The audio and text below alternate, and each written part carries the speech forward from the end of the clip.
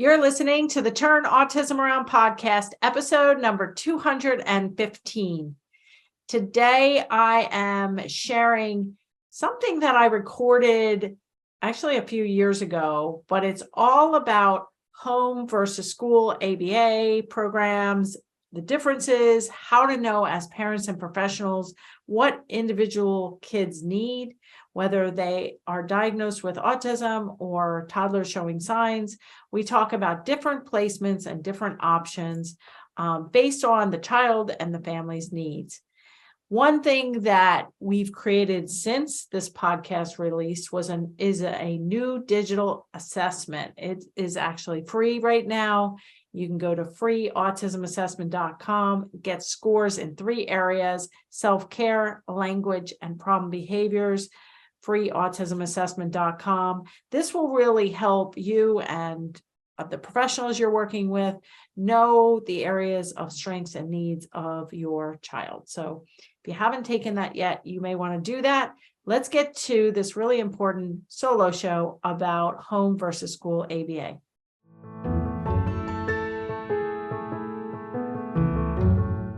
Hi, I'm Dr. Mary Barbera, autism mom, board certified behavior analyst, online course creator, and best-selling author of The Verbal Behavior Approach. Each week, I provide you with some of my ideas about turning autism around. So if you haven't subscribed to my YouTube channel, you can do that now. So Anna got me thinking this morning about home versus school programming. And Anna, I don't know how old her son is now, but he is in an ABA program, approved private school or private ABA program that's funded by her district. And she's had involvement with a lawyer, and she is trying to make a decision about a non-ABA school versus a home program. She's wondering about using a completely different approach, maybe a good thing, but maybe a disaster.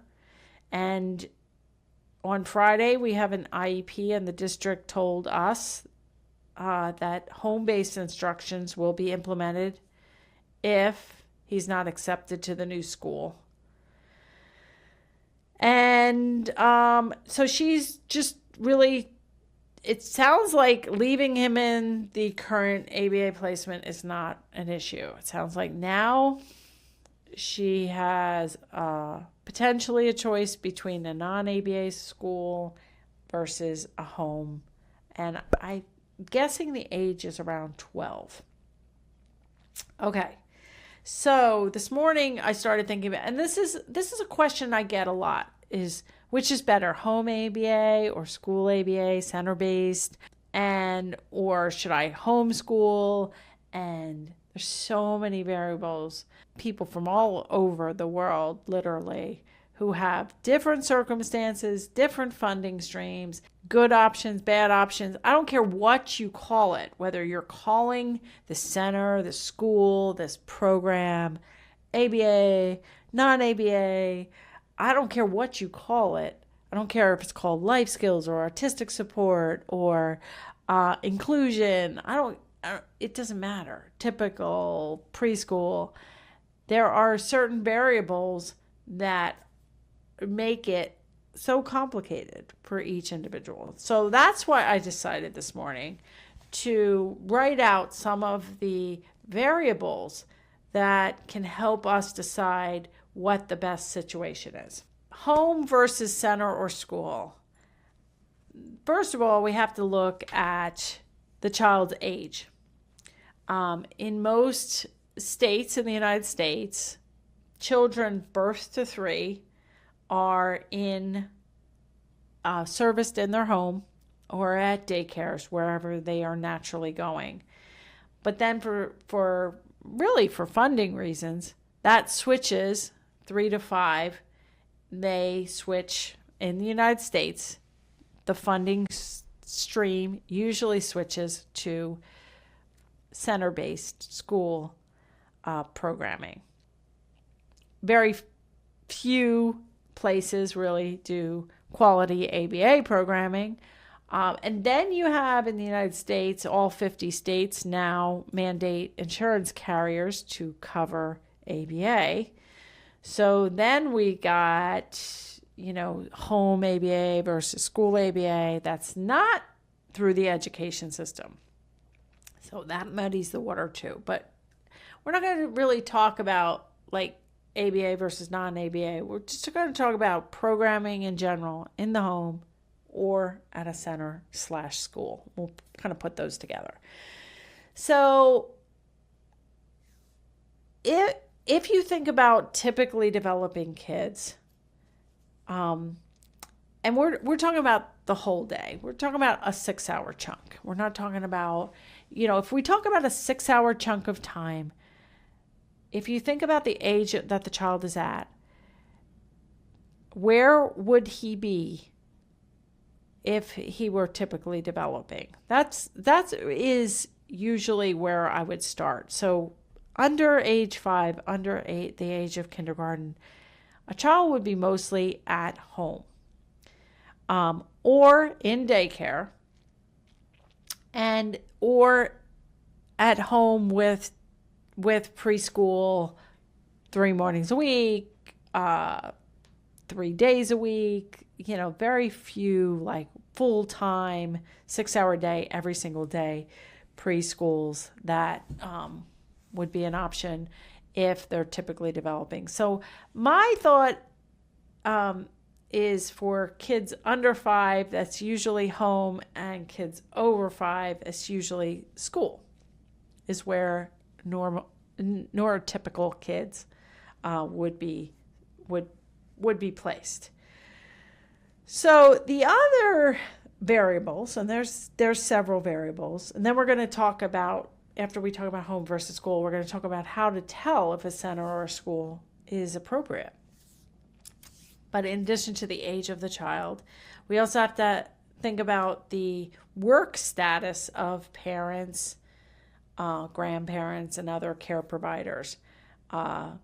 So if a parent works full-time, and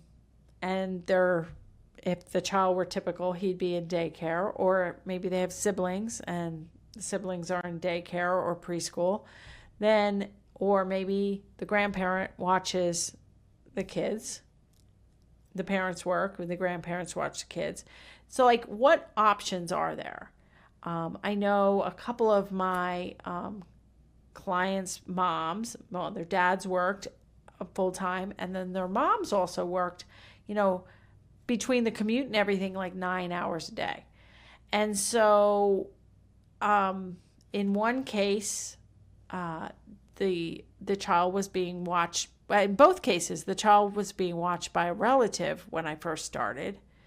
In one of the cases, I trained the grandmother, Jacob's grandmother, to deliver the therapy and to be the center of the child's programming.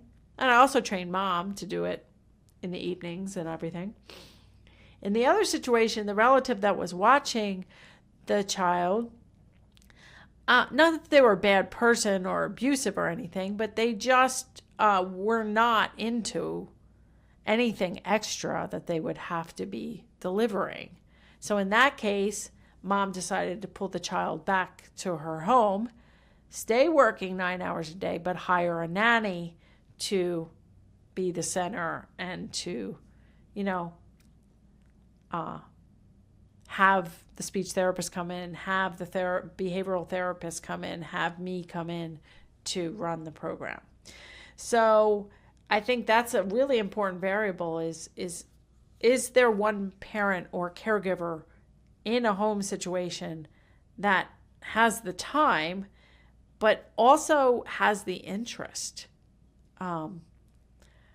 in learning and being open and being the little boy that was being watched by a relative. This little boy was banging his head on soft and hard things 3 hours out of the 9 hours a day. We didn't know that, but we did know that when I started, he had an open lesion on his head that we had to fix. And so when I was interviewing and assessing When was he banging? How hard was he banging? What, okay, he's in a high chair. He's banging on the high chair. Okay, can we get a shorter chair with a booster seat? Okay, we can do that. He was banging in the pack and play in the crib because he was expected to take 2 naps a day. And he was banging before he fell asleep, banging when he woke up. Okay, we need to switch that. We can't have this child banging his head. Like, he can't have 2 naps. He needs 1 nap. It needs to be short, no banging. As soon as he's awake, he needs to be picked up and engaged. So those are 2 big things. Funding is another big variable. But just because something's funded, like in Kelsey's situation on podcast number 3, marybarbera.com/3, Kelsey had funding to take her son Brentley an hour away, driving him an hour away to a center, an ABA center run by a behavior analyst.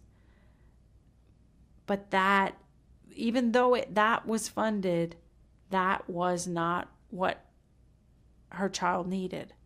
So just because it's funded, like when Lucas was supposed to go to the 3 to 5 program,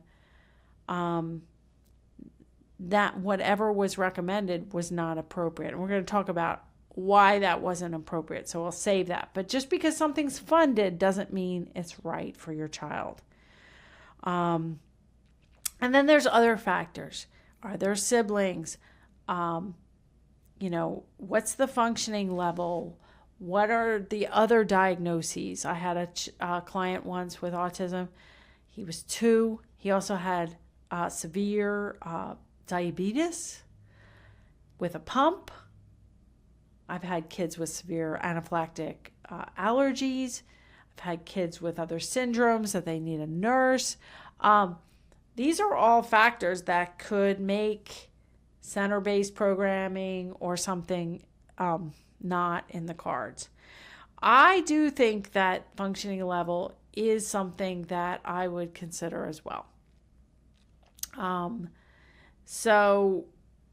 Because if it's a matter of, I remember when I was in my second due process case, when Lucas was like 9 or 10 years of age, he had transitioned back from a approved private school to our public school, and the teacher went out on her second pregnancy and nobody knew what they were doing. And like, I wasn't gunning for perfection. It was just like a disaster, like all of a sudden.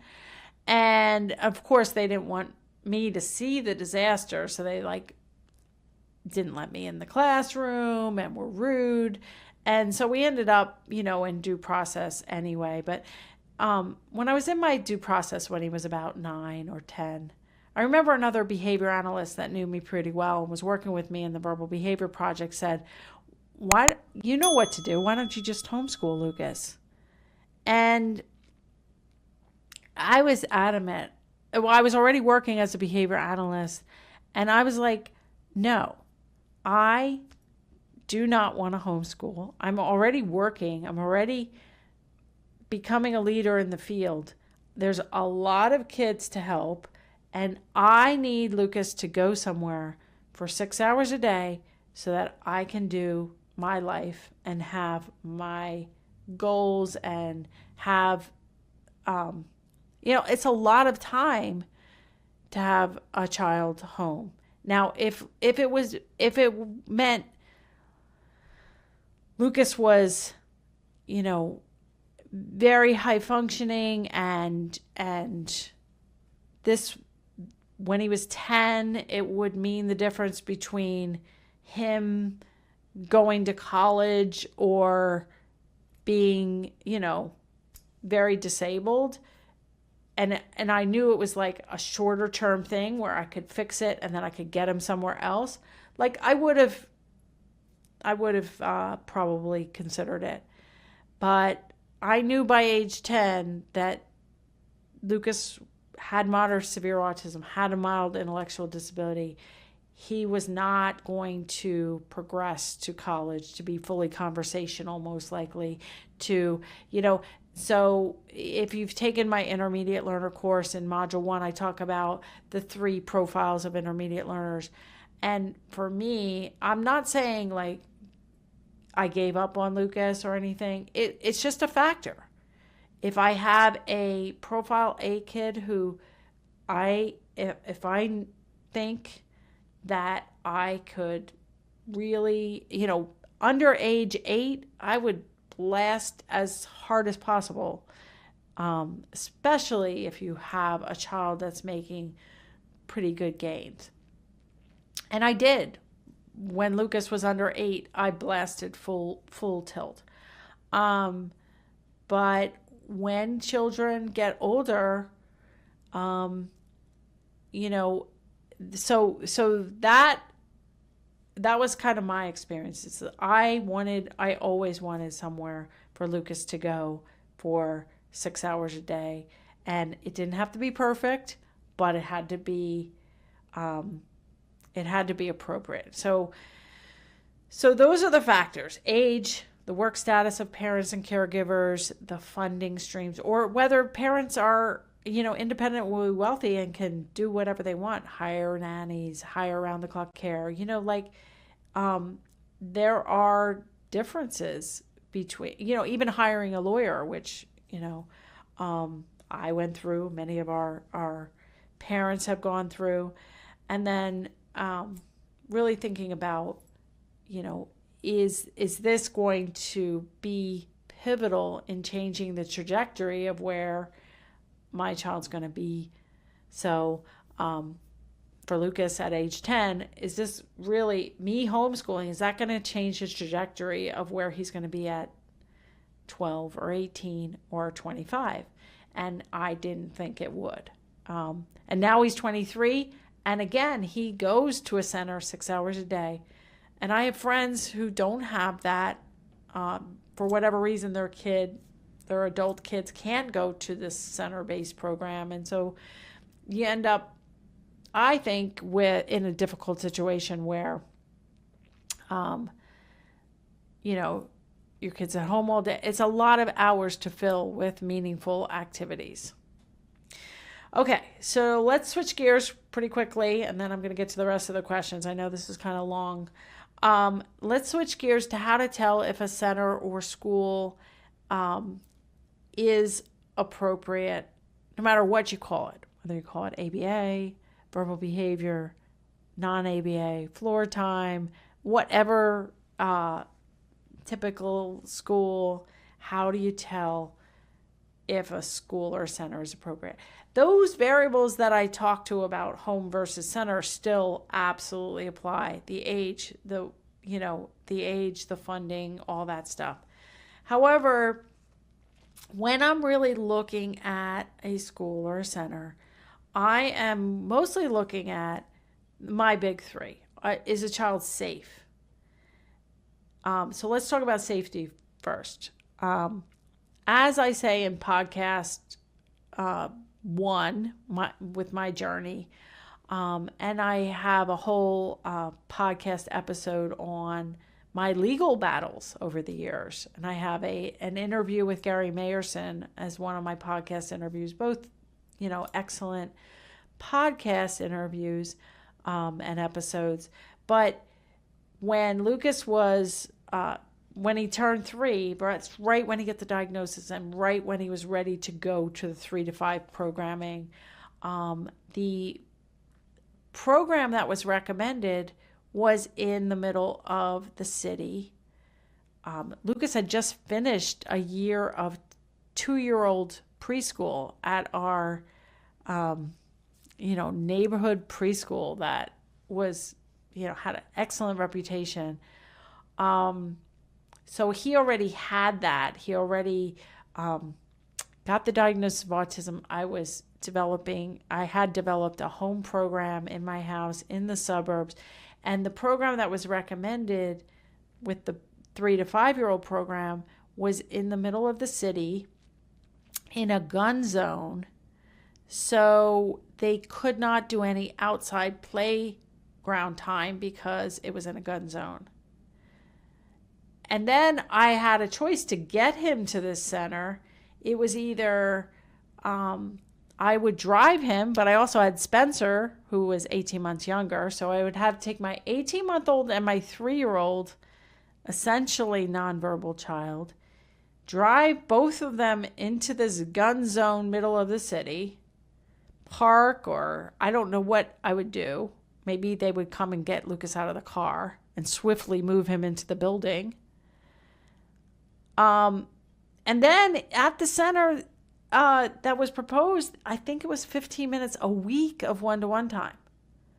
I mean, we were talking about studies showing kids needed 40 hours a week of one-to-one time, and this was going to give him 15 minutes a week in a classroom where he couldn't even go out to recess. And then every 6 weeks, because of funding, they would take like a 2-week break, so they didn't take summers off, but they had this scattered schedule. So right there, it wasn't a safe situation. Or he could stay in my home with his 40-hour-a-week program, which was proven. We had a yard with a fence. He could go outside. He could return to his typical preschool with one of his behavioral therapists. Like, which part of this would even make sense for him to go to this other option? So safety is huge. In Kelsey's situation, podcast 3, she was driving him. He was banging his head on hard surfaces 100 times a day. He was eloping from the center, running out of the door 3 blocks away when Kelsey was trying to drop him off. It's just not safe. So if it's a safety issue, then it's not appropriate. In addition to the center or school having safety, and it doesn't, you might have to put things in the IEP to make it safe for your child. A one-to-one during recess time, which with the one-to-one being within arm's distance of your child the entire time because there's no fence. You may need, whatever you need, but you have to make sure that the center or the school has enough safety considerations to make your child safe. You also want to make sure that the time during the school day is appropriate. They're going to be working on skills that your child needs, not skills he already has, not skills that are too hard, skills that are functional. And this is, again, depending on the age and the ability level. And I think as your child gets to be 10 or 12 or 14, we have to be thinking, no matter what the functioning level is, where are they headed?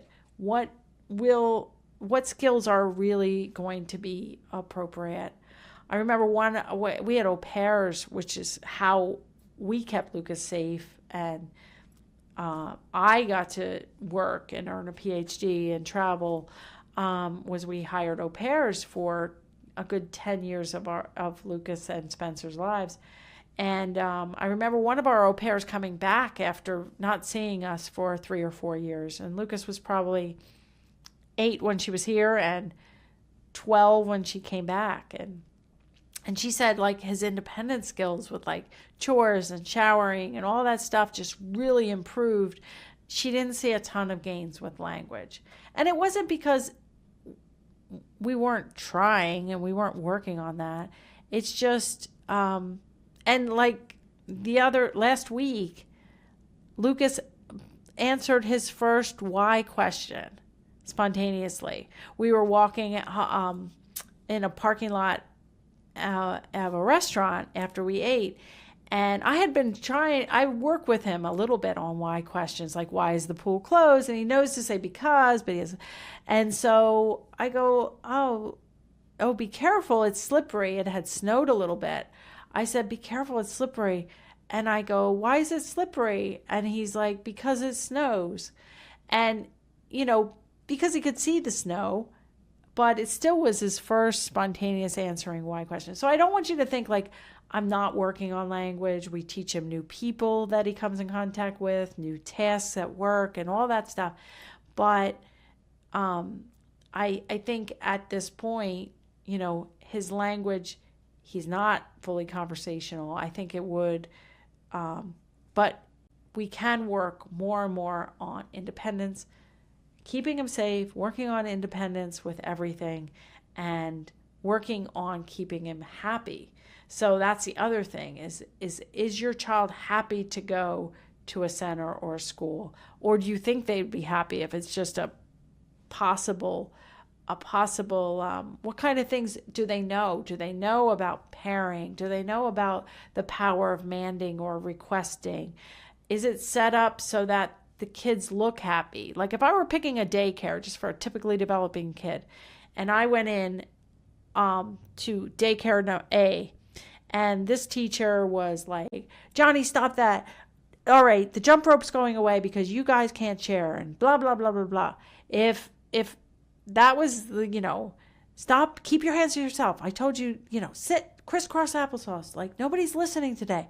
And then I went into daycare B, and it was like, I like the way you're sharing. That's so awesome. Give me a high five. If it was like all these 8 positives to every negative, I don't care what you call it, I would pick the positive environment. So when you're assessing potential places for your child to be, whether that's a center or a school or a classroom, look for people that are positive. Look for people that know enough to talk to you about how they program for happiness, how they keep the child safe, and what kind of skills they work on, and see if they are in line with what you think your child needs. Wherever you're watching this, I'd love it if you would leave me a comment, give me a thumbs up, share this video with others who may benefit. And for more information, you can attend a free online workshop at marybarbera.com/workshop. And I'll see you right here next week.